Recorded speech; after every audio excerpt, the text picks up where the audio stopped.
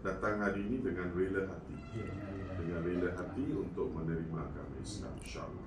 So seperti saya cakap tadi, untuk senang je nak memeluk agama Islam, iaitu yang pertama mengucap dua kalimah syahadah. Itu yang kita nak buat sekarang, ya.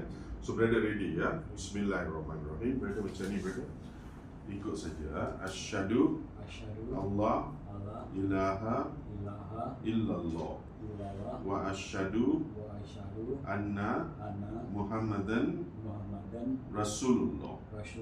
Aku bersaksi dan berikrar bahawa tiada Tuhan yang layak disembah melainkan Allah, dan aku bersaksi dan berikrar bahawa Nabi Muhammad adalah pesuruh Allah. Alhamdulillah. Welcome to Islam. Okay, clear, ya? InsyaAllah. Welcome to Islam. So from today, brother, you are a Muslim. Okay, and daripada hari ini, brother, maksudnya setiap dosa brother sebelum ni, insyaAllah Allah ampunkan.